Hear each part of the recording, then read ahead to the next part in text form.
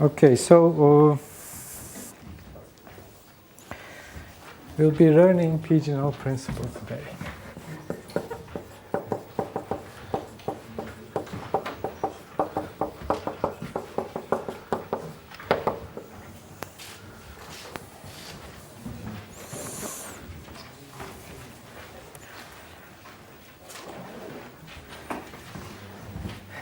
Okay, the Pigeonhole principle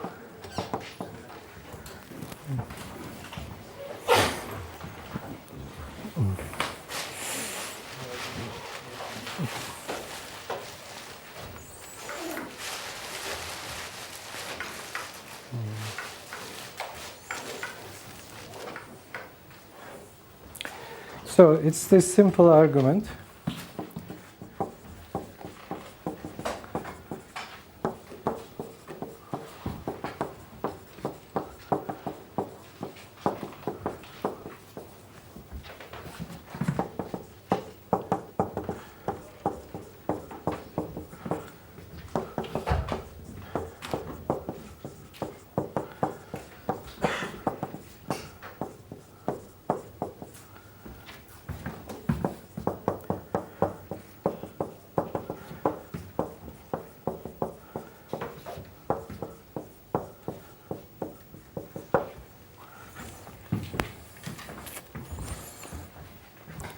So Pigeonhole, although it looks like it's about pigeons, is actually what you call the mailboxes in the US, okay? So if you have mailboxes in your office, these are usually called pigeonholes. So if suppose that you have a situation, you have these mailboxes or pigeonholes, and suppose you have like 20 pigeonholes.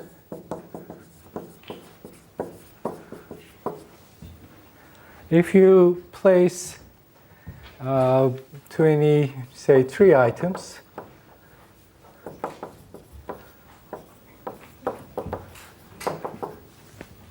if you send 23 items to 20 pigeonholes, at least one of them will have more than one objects in it.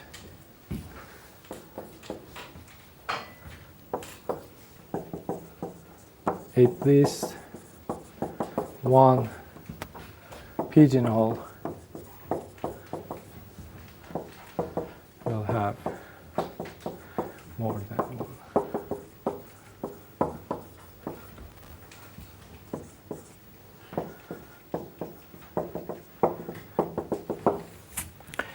Now, the straight arguments, like, okay, if I want to see this, first I will put 1 to every pigeonhole, and then I will have 3 left. I have to put it somewhere, so I will end up with having something with 2, is not a correct argument.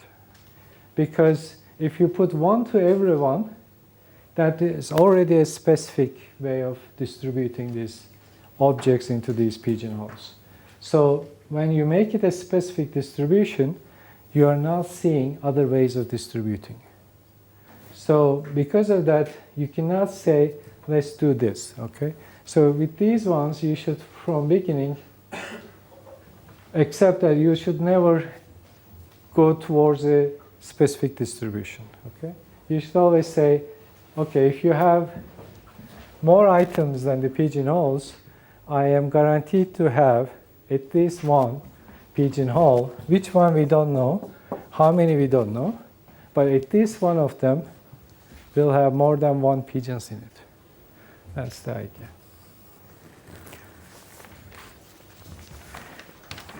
Okay. Now, how do you use this? You use them in problems where you sort of have to set it up in such a way that you have pigeons and pigeonholes.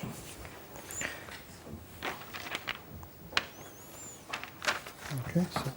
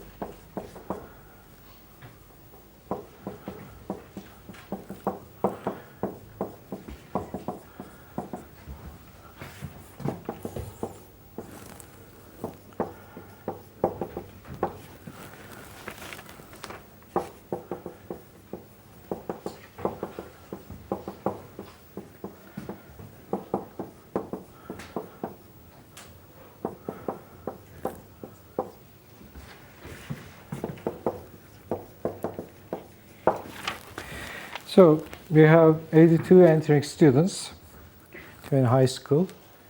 They are supposed to take one of these 4 courses: English, History, Math, and Science. There are 3 sections on each of them: English 1, English 2, English 3, History 1, History 2, History 3, Math 1, Math 2, Math 3, Science 1, Science 2, Science 3. Now each of the students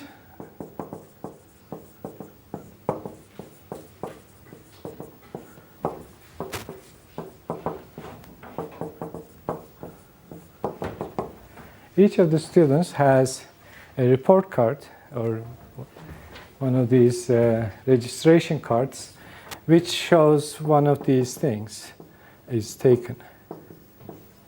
Say Ahmet is taking English in the first section, History in the second section, Math in the third section, Mehmet is doing E3, H2, S3.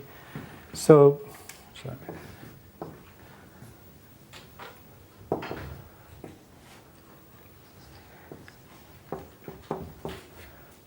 Could be that it's all first section, and so on.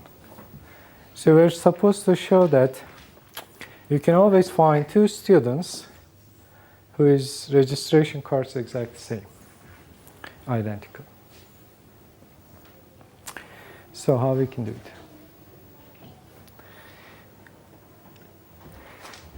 You can see each of these registration cards will read like E1, E2, or E3, so you can count the possibilities. You can see that for E, you have 3 choices. For history, you have also 3 choices. For math, you have 3 choices. For science, you have 3 choices.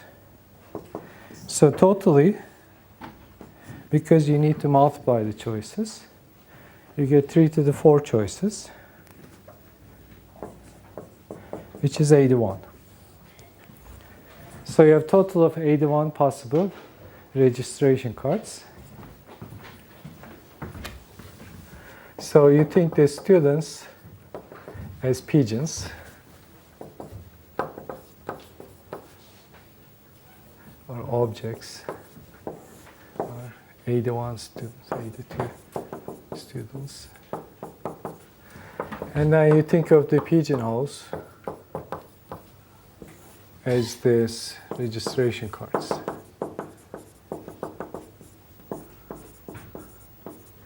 And there are 81 of them. And each student will get a registration card. You can think this as objects distributed to pigeonholes. By pigeonhole principle, if you have more objects than the pigeonholes, then at least one of the pigeonholes have 2 objects at least.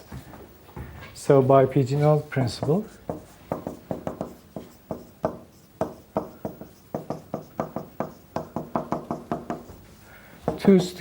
at least two students,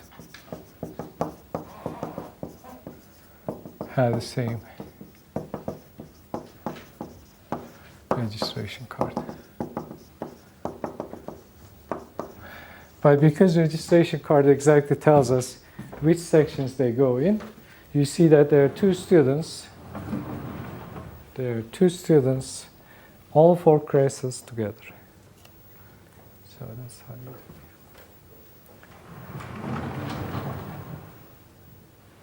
Okay.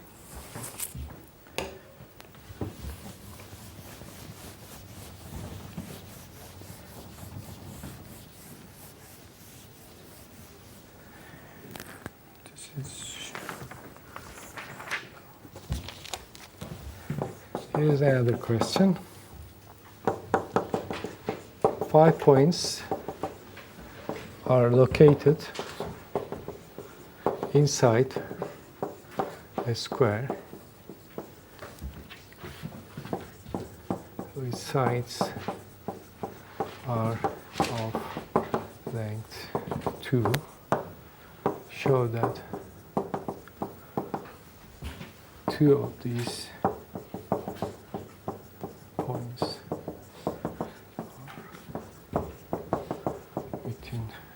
distance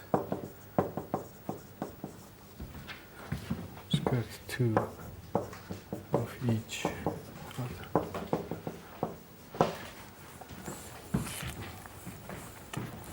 If you have a square with side length 2, you choose 5 points. You have to prove that there is always 2 points whose distance between each other is less than square root of 2.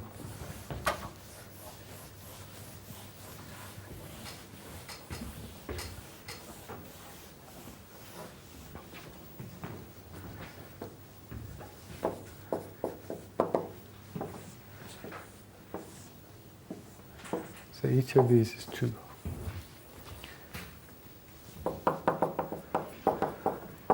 Five points placed in a square.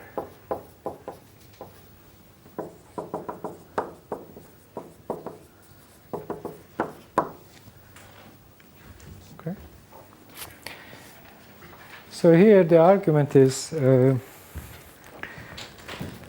have to create, like in a scenario that you have pigeons and again pigeonholes, where pigeons are more than pigeonholes, and the conclusion that 2 pigeons going to the same pigeonhole will give you that there are 2 points with distance less than or equal to square root of 2. So you have to set it up so that if 2 pigeons goes to the same pigeonhole, then it will give you what you want. So you can see that pigeons pretty much have to be these 5 points. But you have to set up the pigeonholes in a nice way so that once you conclude that points going to the same pigeonhole, then you get this answer.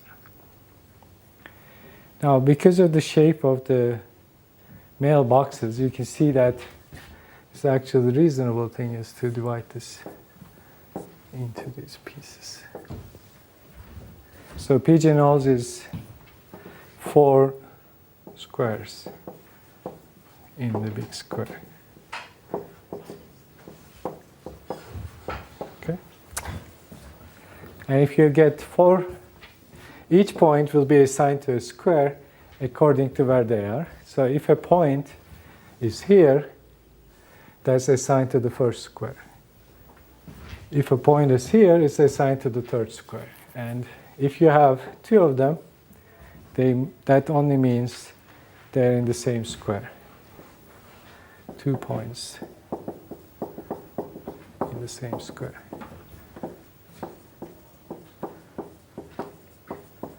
With sides 1. So now you have to see if you can go from there to there. So if you have a square with side 1, if you have 2 points in it, you can see that a square with side 1 have this diagonal which is square root of 2. So any other 2 points inside, the distance will be less than the diagonal. So this checks out. So you get the answer. Okay?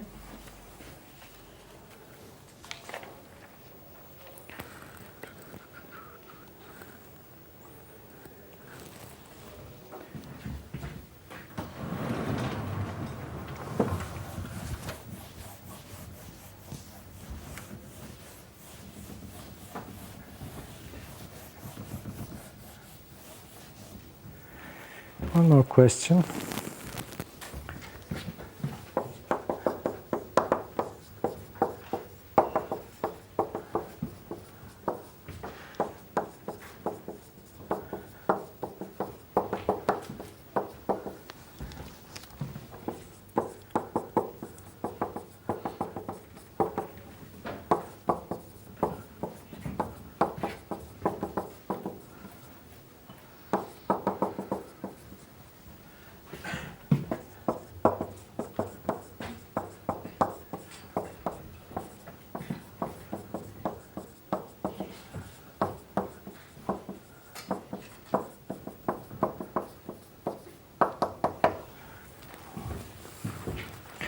Suppose that you have an arbitrary sequence of numbers which involves n squared plus 1 numbers. So let's say n is 2, looking at 5 numbers.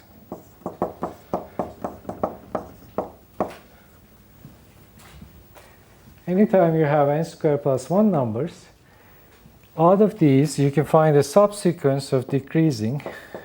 In this case, you can do 2 and 1, a subsequence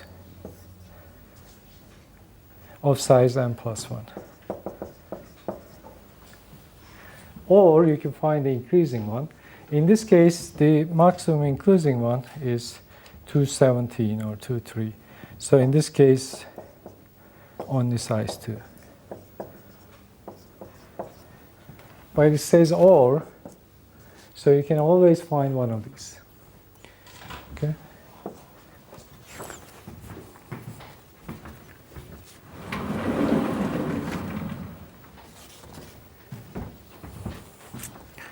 So how you prove this?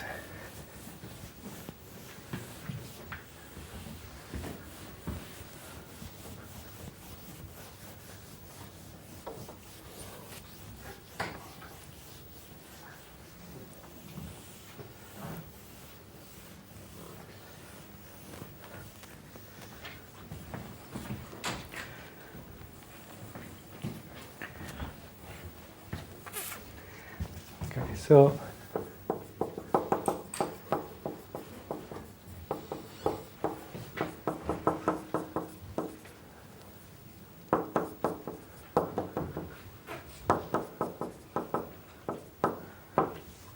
suppose you have a sequence, let's say some n actually.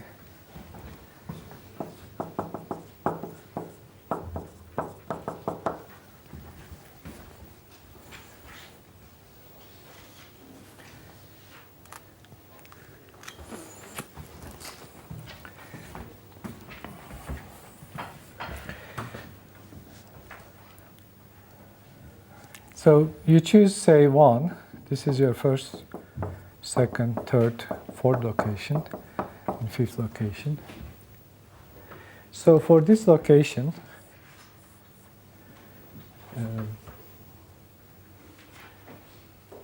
you look at the sequences which are increasing. So 15, 17 is the increasing sequence. So increasing, and then decreasing sequences.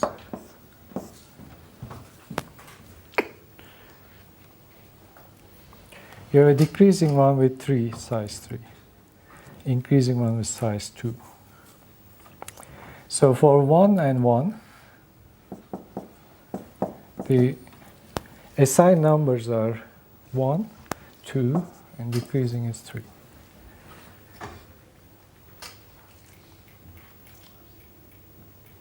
So you assign, okay, for each ij, let ai be the length of the largest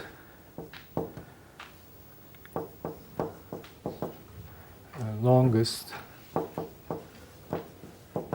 increasing sequence that starts with location I. Same way you can do bi, the length of longest decreasing sequence.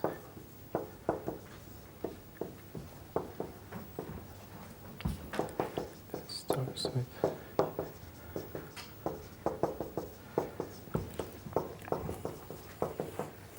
so for example, for the first location, the largest increasing one is 2. Largest decreasing one is 15, 3, 1 or 15, 2, 1. That's 3. So these numbers 2 and 3 is actually just A1, B1.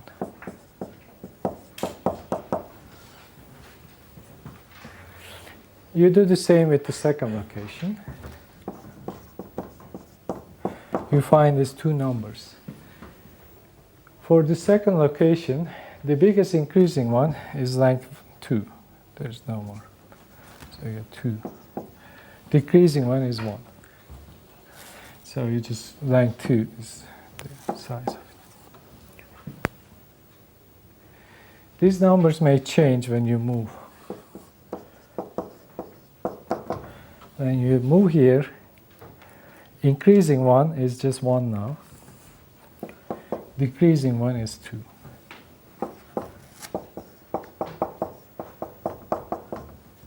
When you move here, increasing one is 1. Oh, sorry, 17, 3, 1. This is 3. Decreasing one is 3. Now decreasing one is 2. And this one. The last one is always takes 1, 1.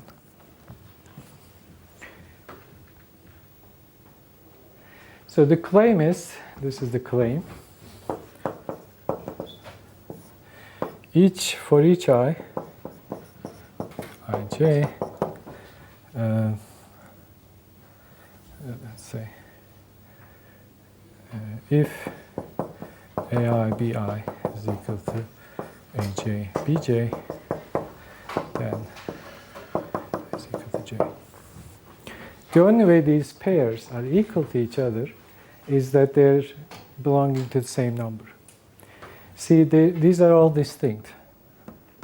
So no two are equal unless the index is same. Let's see why this is true.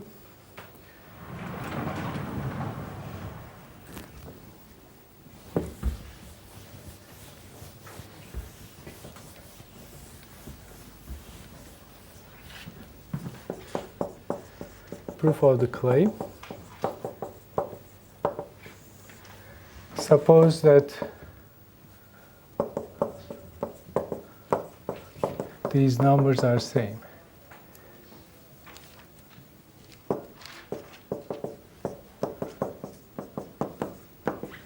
For some I, say j. So we have this ith location here, some number here, xi, and then on the jth location, we have another number. So without loss of generality, I can say I is smaller, okay? Now if these are two numbers, they're all distinct, so two numbers, you can either be this way, or you can be this way. These two numbers, they're not equal, so one of them is bigger than the other one. If this number is bigger, then see that the number of decreasing sequences after this, which is bj, so bj, number of decreasing sequences,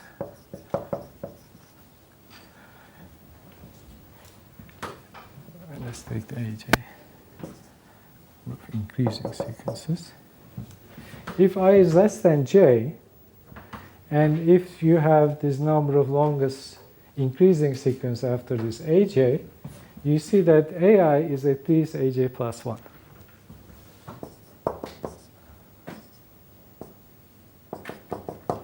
Okay? Which means in particular they can't be equal.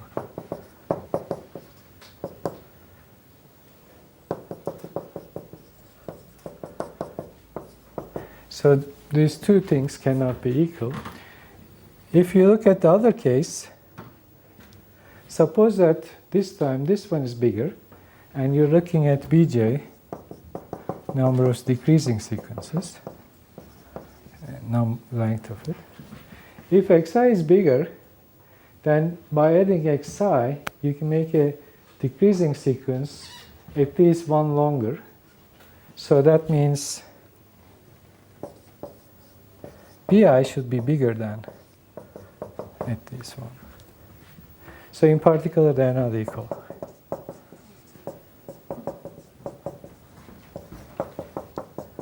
So in either case, you get they're not equal, so that means the pairs cannot be equal.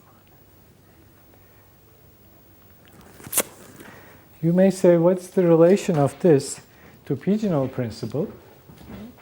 What we did is, for each ij, which is between 1 and n,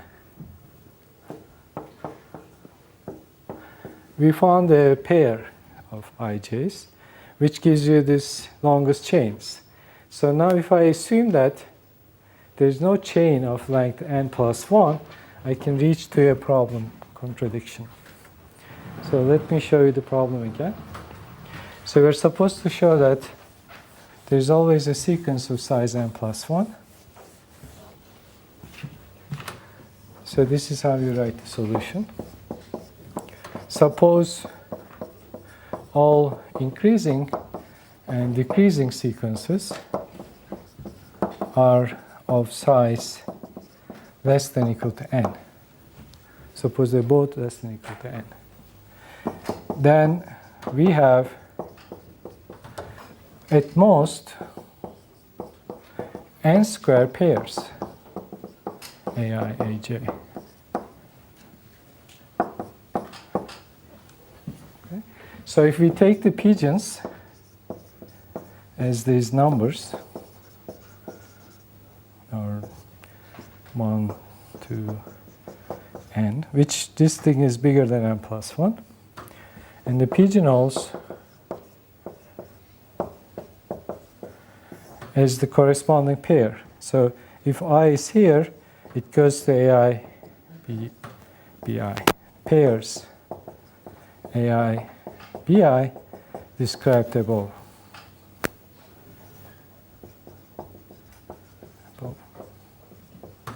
So if the assignment is I goes to ai, bi, that means you have n numbers, and how many pigeonholes you have?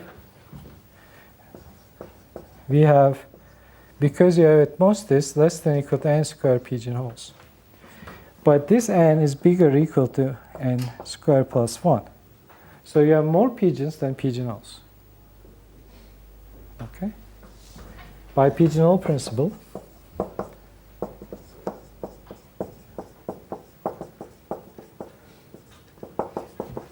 there must be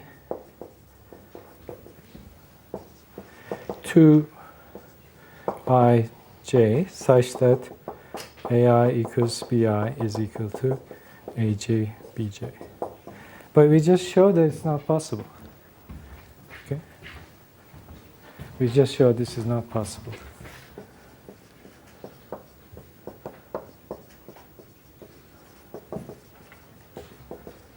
This is not possible. So we proved that there is always an increasing or decreasing sequence of size n plus 1. Otherwise, you get a problem. Okay?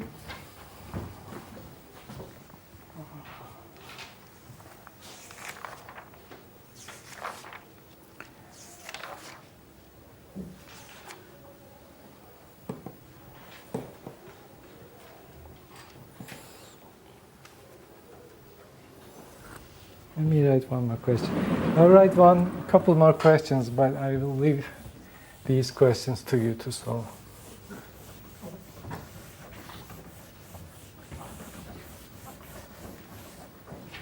These are some of them.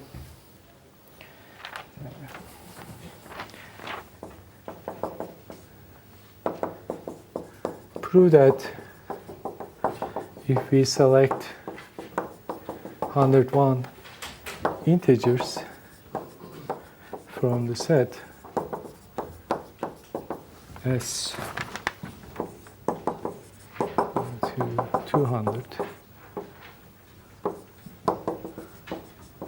there exists m and n in the selection where greatest common divisor of these numbers is 1. This is one question.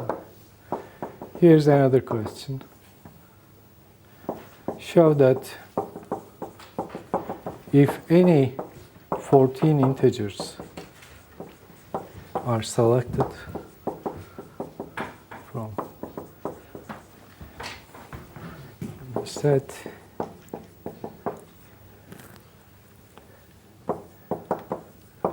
So 3, 25, there are at least 2 whose sum is 26. These kind of problems, they're all pigeonhole problems. You just need to feel it for what kind of, I mean, this last one is harder to set up, but the question is how to set it up. You cannot say that, let me choose these and then I get 26 because there's no other choice. Here there's so many choices that you cannot just argue like that. If you take, say, half of them up to 13, if you take another one, it doesn't work like that, okay? You have to find a good way to set it up. If you don't set it up like pigeons and pigeonholes, it's never going to be a correct answer. Because again, like if I choose this way, it's not going to cover all the cases. You have to argue with the logic. Unfortunately, logic is what governs mathematics. Okay, so this finishes pigeonhole. Next time I'll start graph theory. So we'll go graph theory about a month until midterm 2. And this is going to be in the exam as well. Okay? That's all today.